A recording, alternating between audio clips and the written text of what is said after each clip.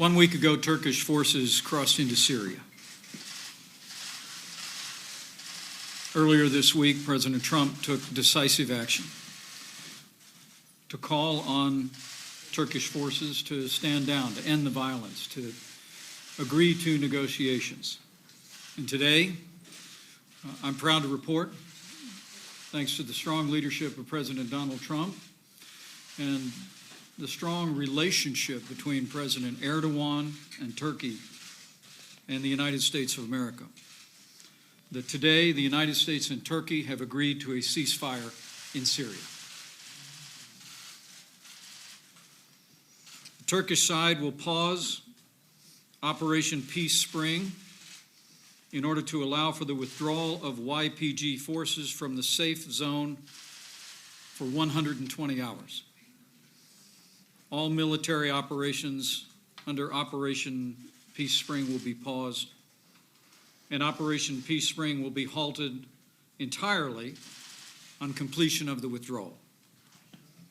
Our administration has already been in contact with Syrian Defense Forces, and we have already begun to facilitate their safe withdrawal from the nearly 20-mile wide safe zone area south of the Turkish border in Syria. Let me say this also includes an agreement by Turkey to engage in no military action against the community of Kobani.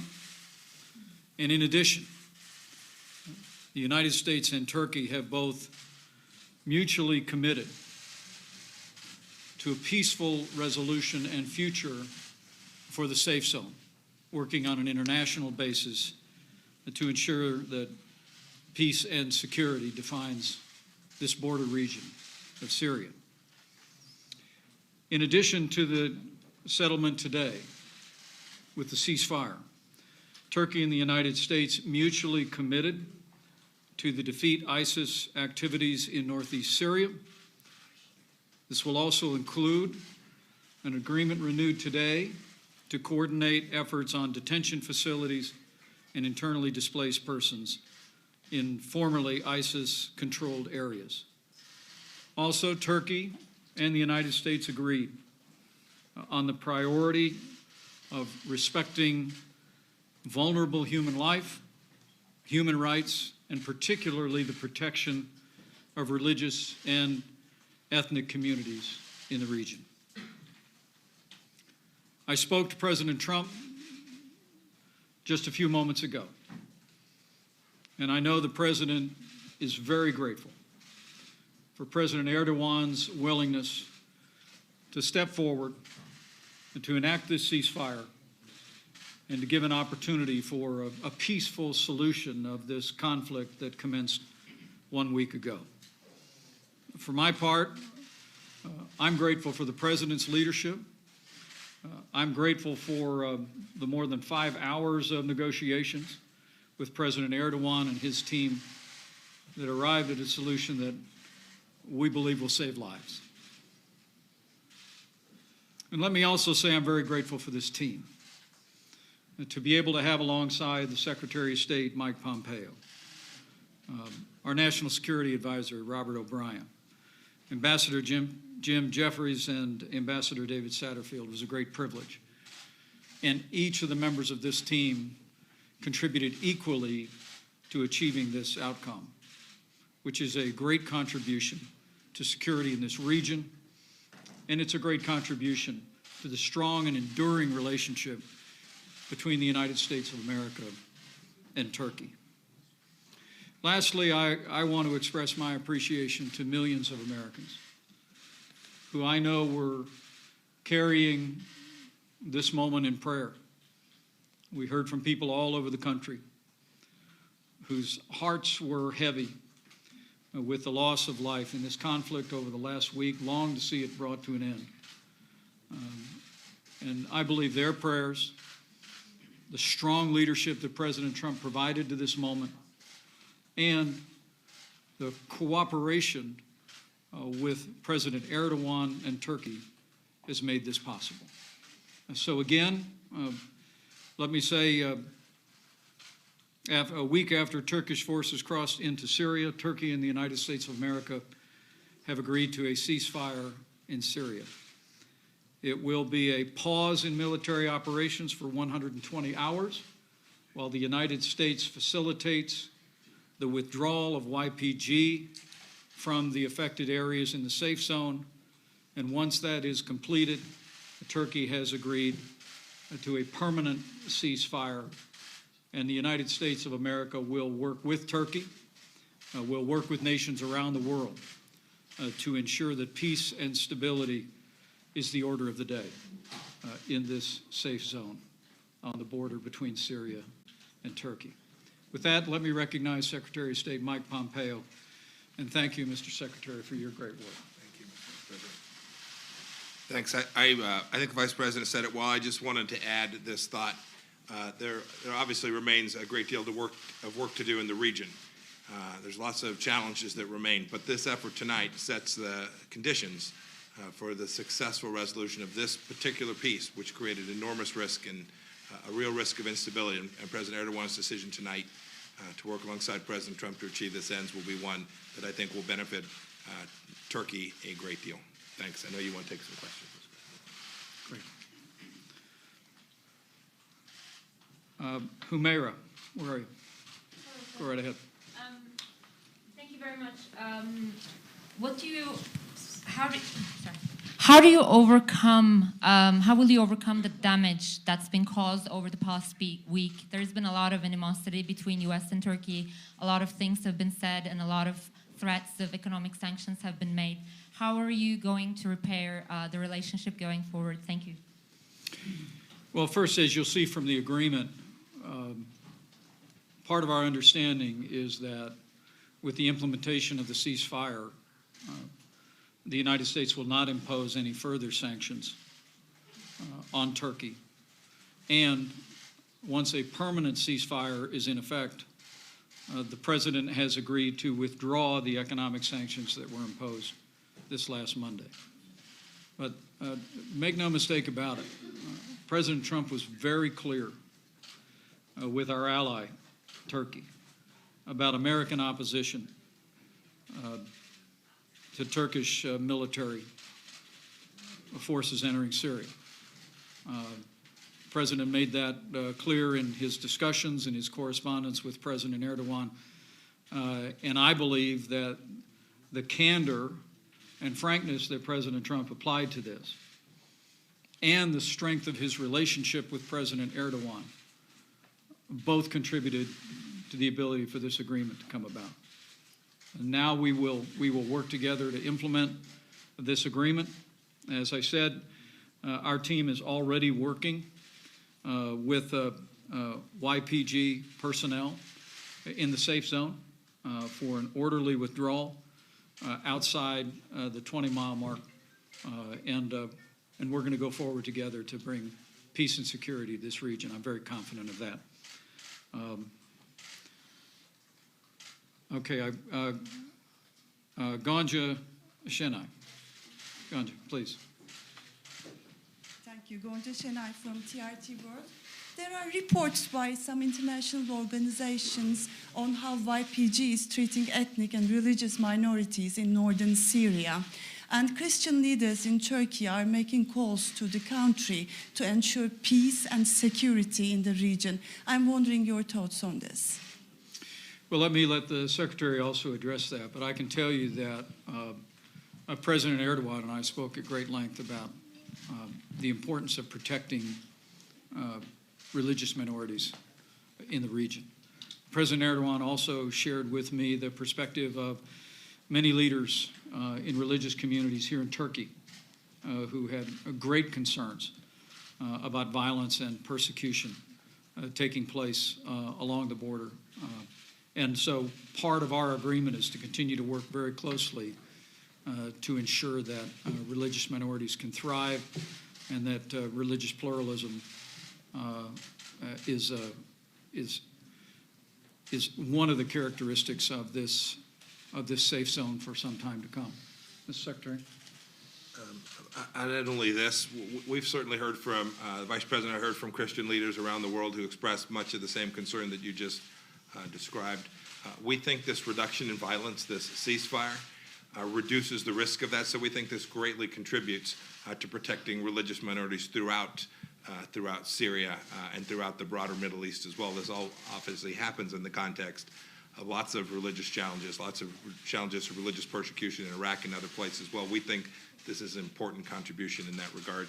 The other thing is that we talked about at some length is that to the extent there are abuses that are identified, we'll ask each leader, certainly President Erdogan and his team and others, to investigate any allegations of abuse that have taken place.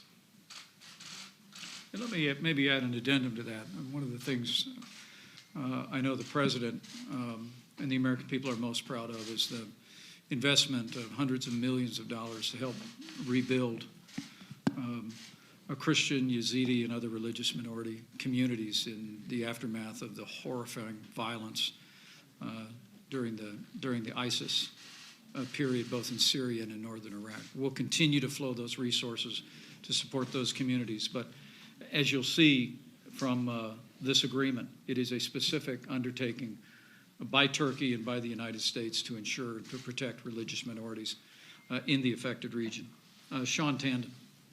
Thank you.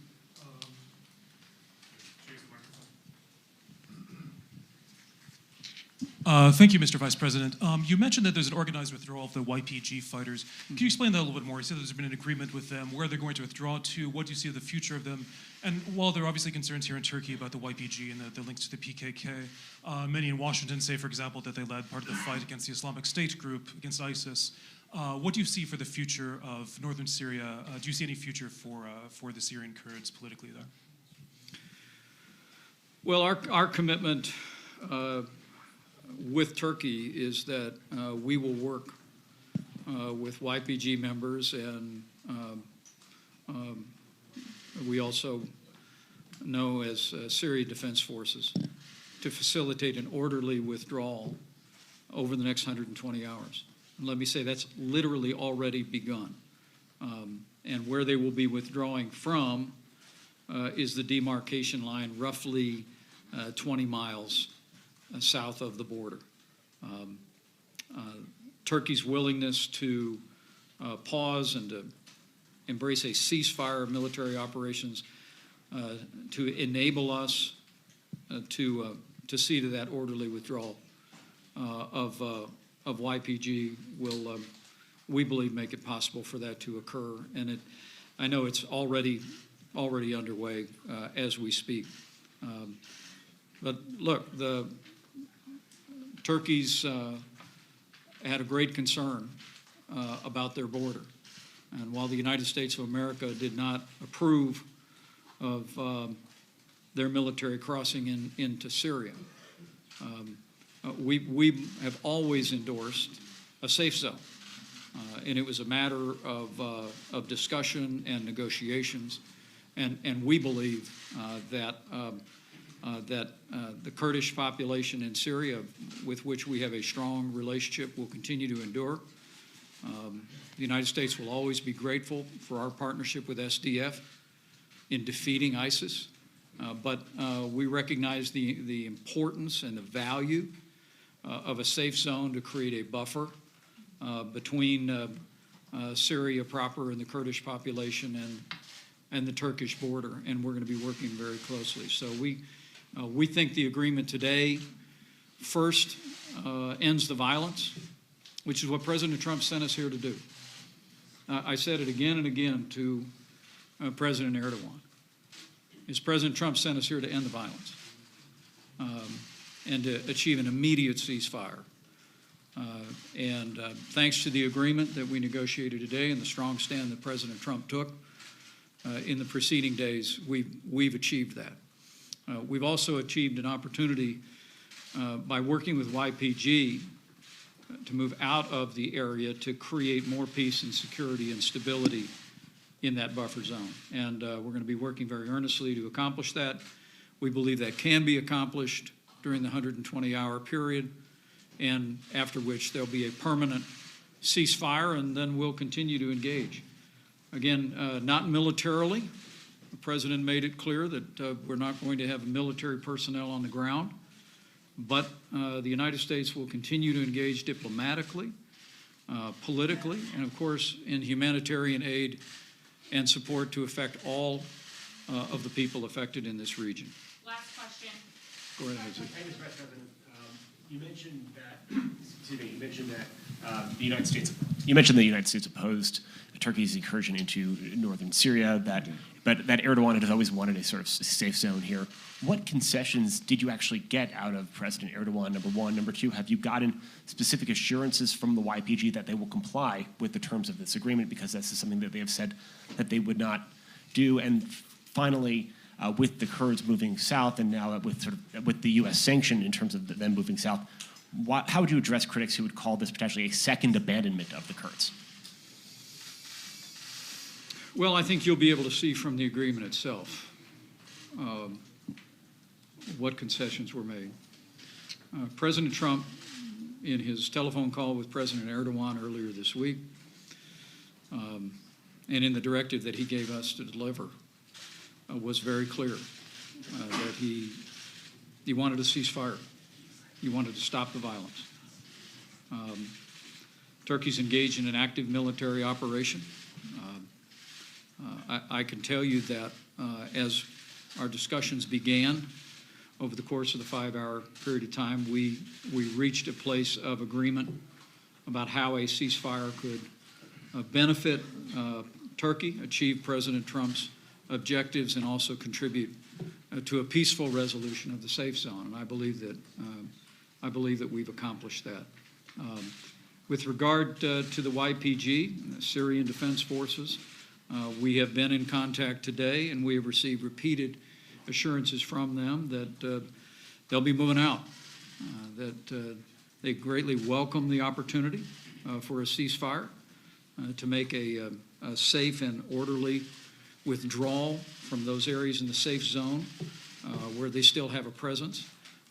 And we're very confident that that's already taking place, and we're going to be using all the leverage that we have of having fought alongside Syrian Defense Forces in the battle against ISIS to facilitate their safe withdrawal. But we think this is an outcome that will greatly serve the interests of the Kurdish population in Syria. It'll greatly serve the interest of Turkey, and it'll create the kind of long-term buffer zone that will ensure peace and stability in the region. Mr. Vice President, Go just want to follow up on that question. What specific concessions did Turkey receive? Specifically, I want to ask you if they brought the issue up of the bank, Halk Bank, rather. Not in the context of these negotiations. I think when we had concluded the negotiations, the topic was raised, and we informed them that that was a matter for the Southern District of New York and the Justice Department. But let me say the concessions that the United States made have to do with the fact that the President had made it clear that if there had not been a ceasefire today, there would have been a new round of massive sanctions against Turkey. And you'll see in the agreement that on the basis of the pause of 120 hours, a ceasefire over the next 5 days, that we will not be implementing additional sanctions during that period of time. Once we have a permanent ceasefire, following the orderly withdrawal of all YPG forces, the United States also agreed to withdraw the sanctions that were imposed on several cabinet officials and several agencies earlier this week. To be clear, though, just to nail this down, so it was simply the sanctions that would be removed. Nothing else was offered or given to the Turks. Right. Thank you, guys. Thank you. One more question, Mr. Vice President. Yeah, go ahead, Kate. Go ahead. Thank you, Mr. Vice President. While you were here negotiating with the Turks for several hours, both of you, Can I finish real quick? Wait. You're using the YPG as a using the sanctions as a blackmail against your NATO ally for the sake of PKK YPG terrorist organization.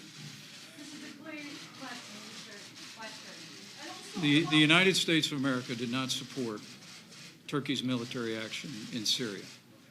President Trump made that very clear to his friend President Erdogan. And the United States imposed sanctions earlier this week. And the President made it clear yesterday, and we made it clear again today, that there would be additional sanctions coming to bring an end to the violence, to the loss of innocent lives in this border conflict. That being said, let me say, I really believe today's ceasefire is a credit to President Trump and to President Erdogan. It's a credit to the strong relationship between the United States and Turkey. It's also a credit to the strong relationship between our two leaders. I mean, where there are differences between friends, it's important that the friends let their feelings be known. President Trump did that in this case.